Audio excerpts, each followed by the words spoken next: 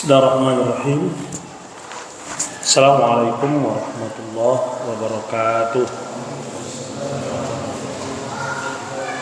Alhamdulillah, nahmaduhu wa nasta'inuhu wa nastaghfiruh wa na'udzu billahi min syururi anfusina wa min sayyiati a'malina. May yahdihillahu fala mudilla lahu wa may yudlilhu fala hadiya lahu. Asyhadu an la ilaha illallah wahdahu la syarika lah wa asyhadu anna Muhammadan abduhu wa rasuluh. Allahumma salli wa sallim wa barik ala nabiyyina Muhammad wa ala alihi wa ashabihi wa man tabi'ahu bi ihsanin ila yaumiddin. Faqala Allah ta'ala jalla rabbuna fi kitabihil karim, Ya ayyuhalladzina amanu taqullaha haqqa tuqatih wa la tamutunna illa wa antum muslimun. Ya ayyuhan nasu taqu rabbakumul ladzi khalaqakum min nafsin wahidah wa khalaqa minha zawjaha wa bassa minhuma rijalan katsiran wa nisaa'a wattaqullaha alladzi tasaaluna bihi wal arham innallaha kana 'alaikum raqiba. Ya ayyuhalladzina amanu taqullaha wa qulu qawlan sadida yuslih lakum a'malakum wa yaghfir lakum dhunubakum wa may yuti'illaha wa rasulahu faqad faza fawzan 'azima. Amma ba'du, fa inna asdaqal haditsi kitabullah wa khairal hadi hadi Muhammadin sallallahu alaihi wa ala alihi wasallam wa syarrul umuri muhdatsatuha wa kullu muhdatsatin bid'ah wa kullu bid'atin dhalalah wa kullu dhalalatin finnar. Alhamdulillah, puji syukur kepada Allah tabaraka wa taala, sampai dengan malam hari ini dengan rahmat dan karunia-Nya kita dapat hadir di majelis ilmu ini. Kita memohon dan berharap sangat sebagaimana kita bermohon di pagi hari, agar Allah melimpahkan kepada kita ilmu yang bermanfaat, dan agar Allah memberi kita rizki yang baik lagi halal, dan agar Allah menerima amal perbuatan kita. Maka oleh karena itu, agar kita mendapatkan ilmu tidak ada jalan kecuali kita mesti belajar. Ya, kenapa? Karena telah disampaikan kepada kita al-ilmu bit-ta'allum. Ilmu itu hanya bisa diraih dengan cara belajar. Bisakah seseorang mendapatkan ilmu tanpa belajar? Ya, itu rasanya tidak mungkin. Ya, bisakah seseorang menjadi kaya tanpa bekerja? Bisa. Bisakah seseorang menjadi pemimpin tanpa berusaha? Bisa. Bagaimana caranya? Bila orang tuanya kaya raya, kemungkinan besarnya anaknya juga akan kaya raya. Dia tinggal pindahkan saja hartanya kepada anaknya. Atau kalau dia nanti sudah wafat, tinggal diwarisi saja hartanya. Demikian juga dengan seorang raja, otomatis anaknya akan menjadi raja, jadi putra mahkota. Nggak usah susah payah, ya. Dan ini sudah maklum, umumnya pemimpin tumbuh dari juga pemimpin. Nah, itu sudah maklum. Tapi bisakah seorang anak menjadi ulama, menjadi orang yang saleh tanpa usaha? Nggak ada cerita begitu. Kalau ilmu bisa diwariskan seperti harta, seperti kepemimpinan, nah, nggak usah kita belajar, ya kan? Kita tinggal siapkan saja berapa bayarnya. Namun ternyata tidak. Ilmu hanya bisa diraih dengan bersusah payah. Nah, oleh karena itu inilah diantara hal penting, ya, kita belajar ilmu agama. Baik, selanjutnya salawat dan salam pada nabi dan rasul yang mulia, ya, pada keluarganya, sahabat-sahabatnya, dan juga orang-orang yang mengikutinya dengan baik. Baiklah para ikhwan dan juga akhwat, azanallah wa iyyakum jami'an. Pada kesempatan kali ini kita akan membahas tentang bersikap adil, berlaku adil terhadap anak-anak kita.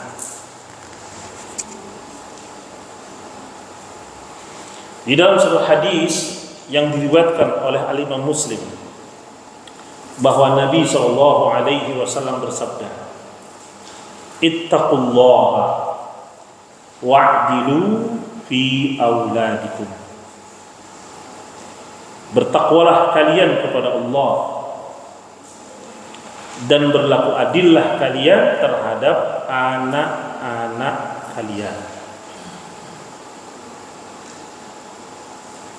Nah, sebelum kita bicara tentang kewajiban kita untuk berlaku adil kepada anak-anak kita, maka itu dimulai dari kita, dimulai dari orang tua sendiri, dimulai dari para guru, ya, sendiri. Nah, apalagi statusnya dia guru, dia juga orang tua. Karena keumuman yang mendidik anak-anak kita ini adalah antara orang tua dengan guru. Bukan berarti ranah yang lain tidak memberi pengaruh, namun dia tidak spontanitas. Adapun dua ini, orang tua yang tentu memiliki hubungan paling erat dengan anak, karena anak dilahirkan dalam satu rumah tangga, maka orang tualah yang paling banyak berperan. Ya, nah, baik itu ayah ataupun ibu. Dan kalau ditanya lagi antara ayah dengan ibu, siapakah yang paling berperan? Ibu. Karena ia yang mengandung, ia pula yang melahirkan, ia pula yang mendapatkan kemuliaan, ya, dari bakti anak 3 kali, ya, baru ayahnya 1 kali. Ya, ini jelas bagaimana pengorbanan seorang ibu, bagaimana pemeliharaan seorang ibu melebihi ayah. Ya, maka wajar jika ibu mendapatkan kelebihan pemuliaan berkali lipat dari seorang ayah. Nah, kita kembali, ya, artinya dalam hadis ini bahwa Nabi kita SAW memberikan peringatan. Yang pertama adalah orang tua, ya, karena bunyi hadis ini tertuju pada orang tua. Ittaqullah, bertakwalah kalian kepada Allah, wa'dilu fi auladikum, dan berlaku adillah kalian terhadap anak-anak kalian. Kemana arahnya? Tentu tak lain adalah orang tua. Ya, bahkan asbab dari hadis ini adalah tentang orang tua yang akan memberi sedekah, ya, namun dia ditanya, apakah ia memperlakukan anaknya seperti itu? Dia mengatakan tidak. Ya, maka Nabi menasihatinya agar ia berlaku adil di antara anak-anaknya. Nah, sebelum kita bicara adil, maka kita bicara takwa dulu.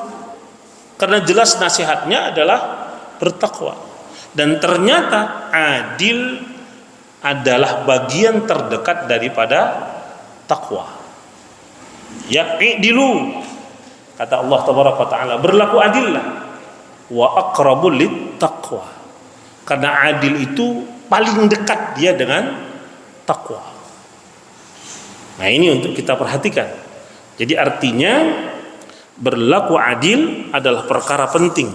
Namun sebelum itu kepada orang tua hendaknya terlebih dahulu dia memperbaiki diri. Ya, dia dulu yang memperbaiki diri. Dengan apa? dia dulu yang bertakwa kepada Allah Subhanahu wa taala. Karena tidak mungkin dia berlaku adil bila dia bukan dari orang-orang yang bertakwa. Berlaku sama mungkin, tapi ingat, tidak setiap perlakuan sama itu dianggap adil. Nah, di waktu yang lalu kita sudah berikan contoh ketika orang tua memiliki anak 3 orang saja. 1 masih TK, yang kedua sudah SMP, yang ketiga SMA. Sama-sama diberi jajan Rp20.000. Adil atau tidak? Tidak adil. Anak TK dikasih segitu kebanyakan. Anak SMP mungkin bisa dikatakan masih pas karena untuk ongkos sekaligus jajan. Yang sudah kuliah nggak cukup. Karena apa yang dibutuhkannya lebih daripada yang segitu. Nah, jadi kalau begitu sama belum tentu adil. Nah, apalagi kalau kita bicara warisan. Bagian laki-laki jauh 2 kali lipat dari bagian perempuan. Kemudian kita mengatakan ini tidak adil. Bahkan inilah yang paling adil karena Allah Maha Adil. Nah, adapun perasaan kita, nah itu beda. Mungkin kita merasa sama-sama anak kok beda gitu. Enggak. Sama juga laki-laki dengan perempuan, sama-sama makhluk Allah, tapi punya kewajiban yang berbeda dalam beberapa perkara dan kewajiban yang sama dalam beberapa perkara. Ya, laki-laki bila telah sampai kepadanya mampu wajib berhaji. Nah, perempuan mampunya enggak sekedar seperti mampunya laki-laki. Mampu perempuan ditambah 1, adanya mahram. Kenapa? Karena ada larangan bagi wanita bersafar tanpa mahram. Nah, ini contoh misalnya.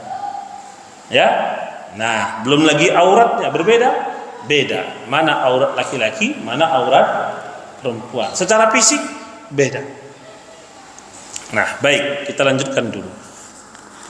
Jadi jika demikian, kita awali dulu. Apa yang dimaksud dengan adil?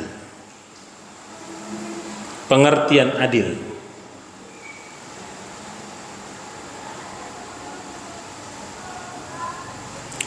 Syekh Dr. Khalid Muslih, beliau adalah murid sekaligus menantu Syekh Al-Imam Muhammad bin Saleh Al-Utsaimin rahimahullah.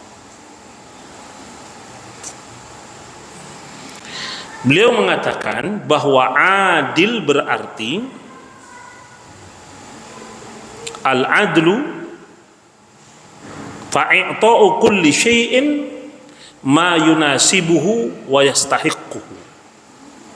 Yang dimaksud dengan adil adalah menempatkan sesuatu sesuai dengan yang berhak diterima dan tidak mesti sama. Nah, jadi adil itu wad'u syai'in fi makanihi dalam pengertian yang umum.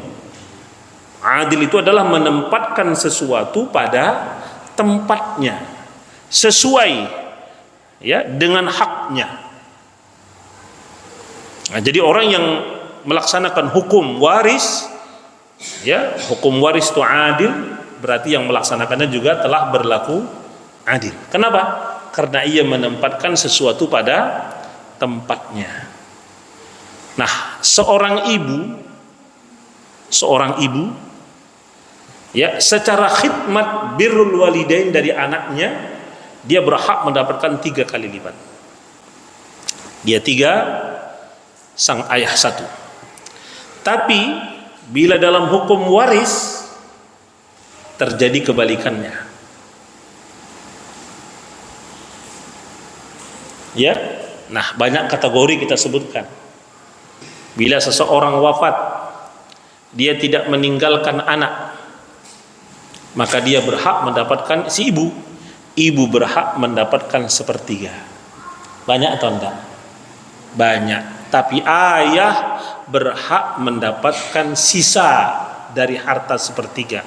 Berapa? 2/3. Ketika seseorang wafat, ya, dan ia meninggalkan seorang anak, sang ibu berhak mendapatkan 1/6. Ya, dan bila sang anak tidak punya anak laki-laki, maka ayah berhak mendapatkan sisa harta. Asobah. Ya. Nah, bila seseorang wafat meninggalkan anak laki-laki, anak perempuan, ya, atau seorang istri, maka ibu dan ayah bagiannya sama-sama berhak mendapatkan 1/6. Nah, kemudian ayah dan ibu tadi dalam perkara ini dapatnya lebih, tapi dalam perkara ini dapatnya bisa sama. Ini adil di sisi Allah. Anda suka atau tidak suka? Ya, kenapa?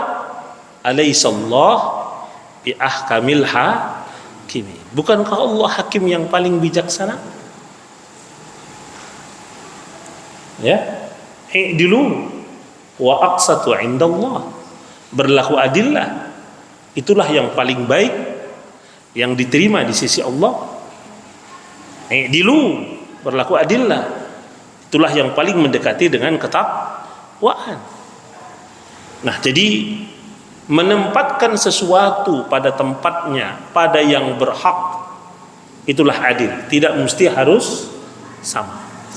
Adapun sama, nah ini pengertian sama.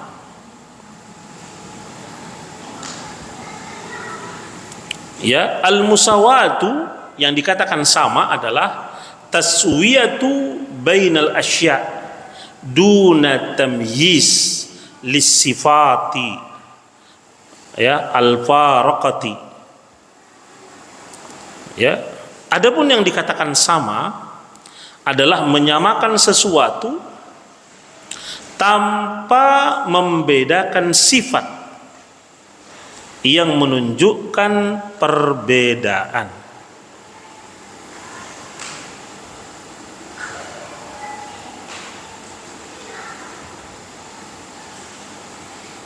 Nah, jadi kalau dia menyamakan atau sama maknanya, menyamakan sesuatu tanpa membedakan sifat yang menunjukkan adanya perbedaan. Nah, oleh karena itu, karena mencari kesamaan, ya, dan membiarkan adanya perbedaan, maka muncul banyak kezaliman. Kenapa? Karena tidak semuanya harus sama. Seperti harta waris tadi. Ya, nah, walau dalam beberapa perkara mesti sama. Ya, nah, nanti akan kita bahas insya Allah. Baik, kita lanjutkan. Ya, apa dalil yang mewajibkan kita untuk berlaku adil? Di antaranya firman Allah Ta'ala dalam surah Al-Ma'idah ayat 42. Wa in hakamta fahkum bainahum bil qisti innallaha yuhibbul muqsitin. Dan jika kamu memutuskan perkara, maka putuskanlah perkara itu di antara mereka dengan adil. Al-qist itu kata lain daripada adil. Dan sesungguhnya Allah mencintai orang-orang yang berlaku adil. Nah, di ayat berikutnya dalam surah Al-Hujurat ayat 9, Allah menyebut dua kata sekaligus, al-adlu dan al-qist. Ya, fa aslihu bainahuma bil adli wa aqsitu innallaha yuhibbul muqsitin. Ya, apabila terdapat perselisihan di antara mereka, Maka damaikanlah kedua yang berselisih itu dengan adil. Dan hendaklah kamu berlaku adil. Sesungguhnya Allah mencintai orang-orang yang berlaku adil. Ya, di ayat yang lain dalam surah Al-Mumtahanah ayat yang ke-8. La yanhaakumullahu 'anil ladzina lam yuqatilukum fid din wa lam yukhrijukum min diyarikum an tabarruhum wa tuqsitu ilaihim innallaha yuhibbul muqsitin. Allah tidak melarang kamu untuk berbuat baik dan berlaku adil terhadap orang-orang yang tidak memerangimu karena agama dan tidak pula mengusirmu dari negerimu. Sesungguhnya Allah menyukai orang-orang yang berlaku adil. Di ayat yang lain dalam surah Al-Maidah ayat yang ke-8, i'dilu huwa aqrabu littaqwa wattaqullaha innallaha khabirum bima ta'malun. Dalam surah Al-Maidah ayat yang ke-8, i'dilu, berlaku adillah, wa aqrabu littaqwa, karena adil itu lebih dekat kepada takwa. Ya, wattaqullaha, dan bertakwalah kalian kepada Allah, karena sesungguhnya Allah Maha memberi kabar dengan apa yang telah kalian kerjakan. Nah, dari ayat-ayat yang kita baca ini nampaklah kewajiban kita untuk berlaku adil. Nah, kepada orang kafir saja yang apabila mereka bertetangga dengan kita tidak memerangi kita karena agama, tidak juga mencelakakan kita dan mengusir kita dari tempat kita hendaknya berlaku adil. Nah, apalagi memutuskan hukum dan perkara, berlaku adil, mendamaikan dua orang yang berselisih, satu atau dua kelompok yang berselisih, berlaku adil. Demikian pula ketika kita bersama dengan para istri, misalnya punya istri lebih dari satu, ya, berpoligami, atau misalnya dia punya anak yang banyak, maka dia berlaku adil, wajib atasnya. Ya, sampai Allah menegaskan, fa in lam ta'dilu fawahidatan. Kalau kau tak mampu berlaku adil di antara istri-istrimu, maka cukuplah dengan satu. Ya. Nah, baik.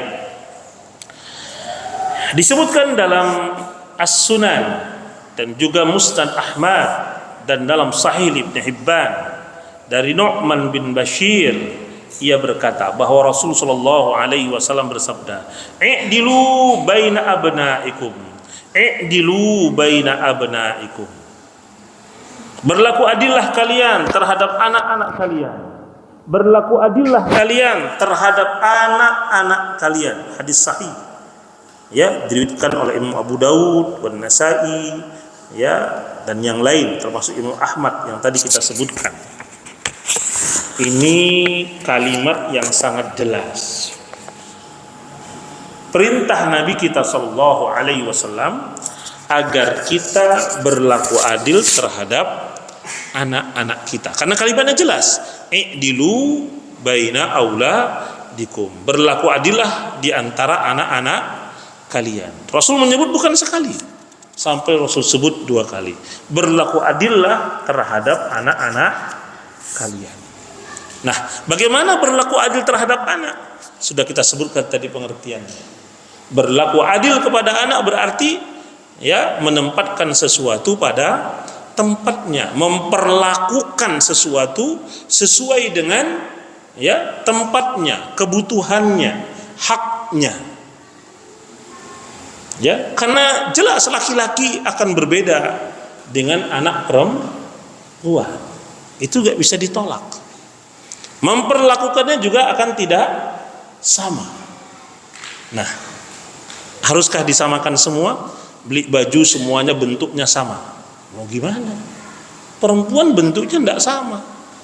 Laki-laki juga bentuknya tidak sama. Harganya juga tidak sama. Sampai semua perkaranya juga tidak sama. Pak antum juga minta dibelikan jilbab, minta dibelikan rok. Apa antum juga minta dibelikan anting-anting, kalung, minta dibelikan lipstik seperti anak perempuan? Kan enggak kan? Benar berarti pengertiannya, menempatkan sesuatu pada tempatnya, sesuai dengan haknya, sesuai dengan kebutuhannya. Dalam riwayat yang lain dalam Sahih Muslim, ya rahimahullah, disebutkan yang artinya suatu ketika istri Bashir berkata kepada Jabir, periwayat hadis ini, berikanlah pelayanmu kepada putraku dan mohonlah kepada Rasul Shallallahu Alaihi Wasallam berkenan menjadi saksi bagiku. Maka Jabir pun menghadap Rasulullah Shallallahu Alaihi Wasallam. Kemudian dia berkata, putri si Fulan, maksudnya istri Bashir, ya, memintaku untuk memberikan pelayanku kepada putranya, seraya berkata agar Rasulullah Shallallahu Alaihi Wasallam berkenan menjadi saksinya. Kemudian Rasulullah Shallallahu Alaihi Wasallam bertanya, ya, kepada perawi hadis ini yaitu Jabir, apakah putranya itu mempunyai saudara? Maksudnya saudara yang banyak? Dijawab ya. Jawab Jabir, apakah setiap orang dari mereka, dari saudaranya itu juga kamu beri seorang pelayan seperti kamu memberikannya kepadanya? Tanya Rasul kepada Jabir. Maka Jabir menjawab tidak. Maka Nabi SAW menegaskan, hal ini tidak pantas terjadi, dan sesungguhnya aku tidak akan menjadi saksi kecuali untuk kebenaran. Hadis yang diriwayatkan oleh Imam Muslim, wa Abu Dawud, wa Ahmad, wa Tahawi, ya, dan juga Ibnu Hibban dan Ibnu Abi Dunya, juga Imam Al-Baihaqi dari jalur riwayatan Abu Zubair dari Jabir dengan redaksi yang kita sebutkan. Nah, di dalam hadis ini disebutkan dengan bentuk yang sama. Nah, kenapa dituntut adanya persamaan? Karena bukan warisan. Sudah? Kemudian yang mau diberi adalah sesama anak laki-laki. Jadi seseorang misalnya punya anak laki-laki, tidak satu orang, 2, 3 atau lain. Dalam riwayat ini dikatakan banyak, cuman jumlahnya nggak disebut. Nah, kemudian istri Bashir meminta kepada Jabir untuk memberikan satu pelayannya kepada seorang dari putra-putranya. Maka ia meminta agar Rasulullah menjadi saksi. Nah, sebelum Rasulullah menjadi saksi, Rasulullah menanyakan dulu, ya, apakah putra istri Bashir atau anaknya istri Bashir memiliki saudara laki-laki juga? Jawab ya. Apakah yang lainnya juga nanti akan kau beri seperti engkau memberi permintaan tadi? Tidak. Kalau begitu jangan jadikan aku saksi. Artinya, jika bentuknya pemberian dari orang tua kepada anak-anaknya, manakala anak itu telah dewasa, manakala anak itu telah mampu, ya, maka diberi dengan sama. Tapi ini bukan dalam bentuk nafkah, bukan pula dalam bentuk warisan, tapi ini adalah pemberian. Nah, disinilah orang tua dikatakan adil bila dia memberikan dan memperlakukan hal yang sama di antara anak-anaknya. Ya, bukan seperti yang tadi, yang masih kecil sama yang sudah besar. Nah, itu laki-laki dengan perempuan, itu tidak akan bisa sama, karena kebutuhan hajat mereka berbeda-beda. Ya, nafkah juga demikian, pasti berbeda-beda. Warisan sudah nggak usah kita tanya lagi kan. Nah, tapi bila bentuknya adalah pemberian kepada anak, ya, bukan nafkah, mungkin kita bertanya, apa beda memberi dengan nafkah? Nafkah adalah apa yang dibelanjakan oleh orang tua untuk anak-anaknya dan hukumnya wajib.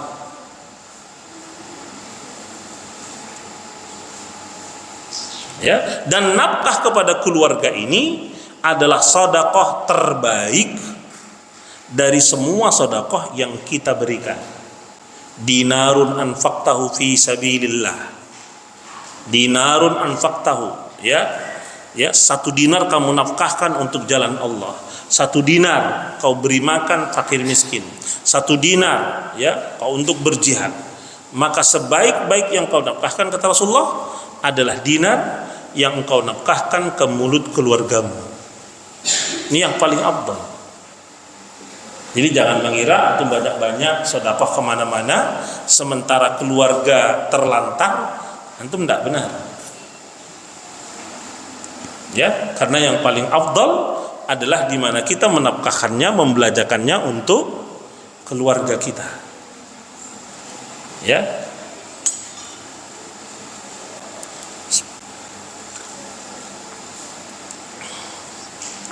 Nah, jadi nafkah sesuatu yang wajib. Nah, nafkah kepada istri wajib. Ya, nafkah lahir, nafkah batin. Nafkah lahir selalu kita menyebutkan ada sandang, ya, sandang, pangan, ya, pakaian, tempat tinggal, ya, termasuk pendidikan, ya, perlindungan dan pemeliharaan. Nah, ini kewajiban kita. Ya, dalam hadis itu dikatakan, beri dia makan apa yang engkau makan, beri dia pakaian apa yang engkau pakai, beri dia tempat tinggal apa di mana engkau tinggal. Nah, ini kan sama bahasa kitanya, sandang, pangan, papan. Nah, baik. Adapun hibah itu tidak ada kewajiban. Hibah adalah pemberian. Nah, karena kita cinta sama istri, kita belikan perhiasan. Perhiasan apa? Wajibkah kita memberikan perhiasan kepada istri? Tidak.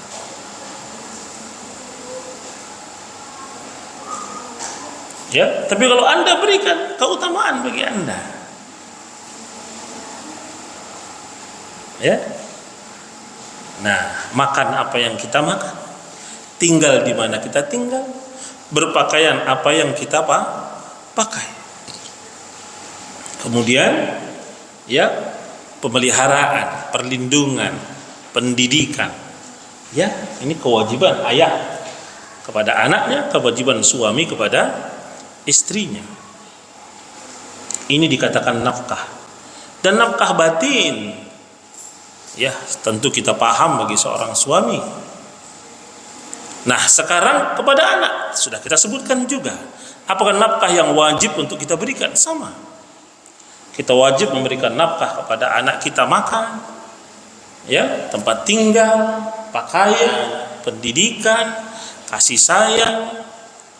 Nah, jelas itu kewajiban kita. Nah, sekarang kita mau beri, ya, apa wajib kita memberinya sepeda motor? Nah, wajib kita membangunkannya rumah. Nah, sama. Seandainya kita memberi sepeda motor, kita punya anak laki-laki 3, kasih sepeda motor 3. Satu. Ya, persis seperti ini. Memberi pelayan. Satu. Katakan 3 anaknya, masing-masing diberi 1 pelayan. Masing-masing diberi 1 kendaraan. Kalau itu punya rumah, masing-masing antum kasih rumah, nggak apa-apa. Hibah itu orang tua kepada anak. Nah, kau si fulan, ada rumah ayah itu sana pakai. Kau si fulan, rumah ayah yang sana pakai. Kau si fulan, rumah ayah yang sana pakai. Mungkin ada pertanyaan, mustikah semua nilai rumahnya sama, bentuknya sama, catnya sama, pintunya sama, jendelanya sama? Kalau membangunnya di satu waktu, mungkin. Tapi kalau membelinya sudah ada rumah, ini beli sudah ada rumah, sana sudah ada rumah, dan semuanya dianggap layak untuk ditempati, ya dia sudah berlaku adil karena anaknya sudah diberi masing-masing tempat tinggal. Ya, nah mesti kalau mau sama robohkan semuanya, bangun kembali satu-satu. Nah, ini bukan lagi berlaku adil, ini berlaku mubazir. Rumah masih bagus kok dirobohkan. Apa kebutuhannya merobohkan rumah itu? Agar bentuknya sama. Kenapa nggak bangun rumah yang baru aja biar sama semuanya? Seperti perumnas, ya kan? Kalau perumnas kan sama semua bentuknya, ya kan? Nah, tipe berapa? 36, 4 berapa? 42. Nah, mungkin bisa sama bentuknya semuanya, materialnya semua sama, biayanya semua sama. Ya, kalau mungkin ya nggak apa-apa. Tapi kan tidak semua mungkin. Nah, sama dengan ini, diberi pelayan. Seandainya semua dikasih pelayan, mustikah sama? Sama warna kulitnya, sama rambutnya, sama matanya, sama umurnya, sama kekuatannya, dari suku yang sama, mungkin atau enggak? Ya enggak ada. Siapa orang yang lahirnya sama semuanya, warna kulitnya sama, kekuatannya sama? Nah, yang parsial seperti itu tidak mungkin kita akan mampu untuk menyamakannya. Jadi dalam sifat umum, ya, pelayan. Ya, nah baik. Nah, dalam hadis ini juga mengartikan bahwa kalau diberi secara keseluruhan, baru Rasul SAW akan menjadi saksi. Nah, ini menunjukkan kalau dalam hibah sama. Ya, nah baik, kita lanjutkan. Di hadis yang lain yang diriwayatkan oleh Imam Ahmad, ya, dengan redaksi la tushhidni ala jurin inna libanika alaika min haqqi an ta'dila bainahum. Janganlah kamu menjadikan aku sebagai saksi atas perbuatan zalim. Sesungguhnya pada anak-anakmu terdapat hak yang harus kamu tunaikan untuk berlaku adil di antara mereka. Nah, jadi Rasulullah SAW tidak mau menjadi saksi pemberian hibah seseorang kepada anaknya kalau dia hanya memberi satu sementara dia memiliki beberapa orang anak. Ya, di dalam Sahih Bukhari dan Muslim disebutkan dari An-Nu'man bin Bashir, dari ayahnya, dari dirinya, mendatangi Nabi SAW seraya berkata, aku memberikan kepada putraku ini An-Nu'man, seorang pelayan milikku. Maka Rasulullah SAW berkata kepadanya, bertanya, apakah setiap anakmu diperlakukan sama dalam pemberian ini? Tidak, jawab An-Nu'man bin Bashir, ayah dari An-Nu'man. Maka kata beliau SAW, tariklah kembali pelayanmu itu, seru Rasulullah SAW. Jadi kalau dia punya beberapa orang anak, kemudian dia hanya memberi satu saja, maka Rasulullah tidak mau. Dan Rasulullah mengatakan, kalau kau beri semuanya silakan, tapi kalau tidak, maka tarik kembali pemberianmu itu. Jadi ada kewajiban orang tua untuk berlaku adil, untuk memberlakukan sama dalam hibah. Sekali lagi ya, dalam hibah, dalam pemberian dia namanya. Ya. Kemudian di dalam riwayat Imam Muslim dengan redaksi yang berbunyi, afa'alta biwaladika hadza kullahum? Qala la. Qala ittaqullah wa'dilu fi auladikum wa raja'a abi fi tilka sadaqah. Apakah kamu melakukan hal ini kepada semua anak-anakmu? Dia menjawab tidak. Jawab ayahnya Bashir. Lalu beliau bersabda, bertakwalah engkau kepada Allah, berlaku adillah terhadap anak-anakmu.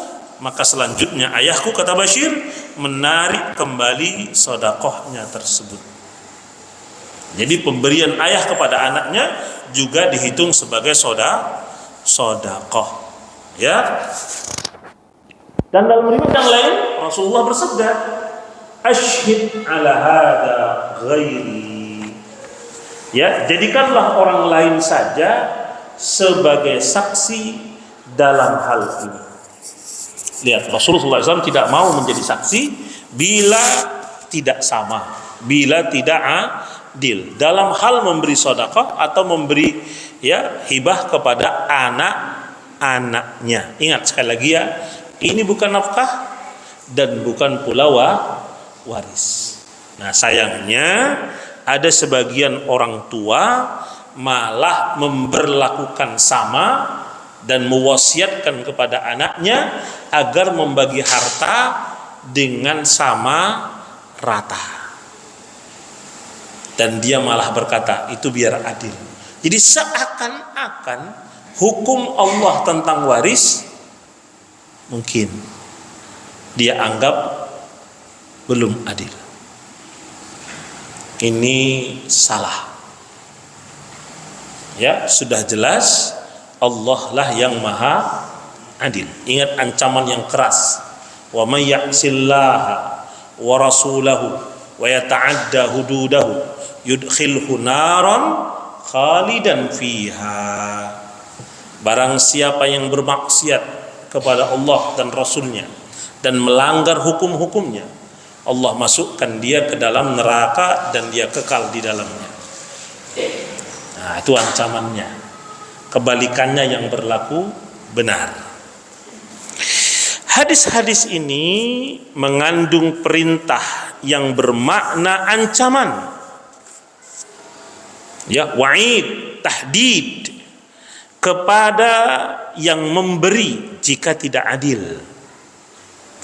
Ya, sebagaimana hadis ini juga merupakan perbuatan yang disebut perbuatan oleh hadis ini perbuatan zalim. Jadi berlaku tidak adil itu dikatakan zalim. Dan Rasulullah SAW tidak membolehkan seorang pun untuk menjadi saksi atas legalitas. Atas legal berarti resmi ya. Atas legalitas satu perkara kezaliman. Maka siapa saja yang berani menjadi saksi atas dibolehkannya pemberian semacam ini, sementara Rasulullah SAW jelas-jelas enggan melakukannya, maka berarti ia telah berlaku sewenang-wenang, berlaku tidak pantas dan berlaku zalim. Dan ini bertolak belakang dari nilai-nilai keadilan. Ini contoh yang banyak terjadi. Orang tua karena rasa dekatnya, rasa sayangnya kepada salah seorang anak di antara anak-anaknya, kadang-kadang dia memberikan kepada anak itu lebih dari yang lain. Dalam bentuk kadang-kadang diwasiatkan, karena dia merasa kurang kuat, dinotariskan. Nah, ini sekarang. Ya. Nah, dia pun berkata, nanti kalau ayah wafat, yang itu punya kau itu. Maka dia notariskan. Nah, secara hukum perdata Indonesia benar, itu mungkin sudah nggak bisa digugat. Sah secara pemberian, diberikan manakala orang tua masih sehat, masih sadar, ya, kepada anaknya yang sah, atau pada orang lain kita katakan, ya, kemudian dia notariskan, dikuatkan dengan badan hukum. Nah, gimana anak yang lain menuntutnya? Nah, ini karena rasa sayang. Nah, ketika dia wafat, maka bagian ini yang sudah diberikan dipisahkan. Ini punyaku. Nih, wasiat ayah sudah dinotariskan. Loh, kita 10, kenapa kau sendiri yang dapat? Nah, disinilah mulai benih-benih pertikaian akan muncul. Nah, kadang-kadang dalam bentuk dusta. Ayahnya nggak berwasiat, dia buat aja seperti wasiat. Nah, supaya dia dapat bagian lebih banyak. Kadang-kadang lagi berdusta, mengatakan, oh harta ayah cuma ini, yang ini udah enggak lagi. Udah habis dulu untuk berobat. Anda saksikan ini atau enggak? Ya, karena saya menyaksikannya. Anda saksikan itu. Disembunyikan ini sebagian harta waris. Dari mana ketahuannya? Ya, para tetangga, keluarga yang lain mengatakan, bukan cuma itu di sana, itu di sana, itu di sana. Jadi itu harta bapakmu. Nah, itu sering terjadi. Ya, kembalinya kemana? Kembali ke zalim. Notaris tadi ikut dalam kezaliman ini. Karena dia yang menjadi saksi, dia pula yang melegalkan. Maka berhati-hati antum jadi pengacara, ya kan? Nah, jadi jaksa, jadi hakim, ya, jadi notaris. Nah, jadi saksi, berhati-hati. Ya, antum nanti termasuk dari bagian orang-orang zalim. Lihat, satu jengkal saja kita ambil, tanah itu bukan punya kita, akan Allah benamkan sampai ke bumi yang ketujuh. Mas, satu jengkal saja. Bagaimana kalau berhektar-hektar? Semoga jadi pelajaran bagi kita. Sambung nanti insyaallah ba'da salat. Demikian, assalamualaikum warahmatullahi wabarakatuh.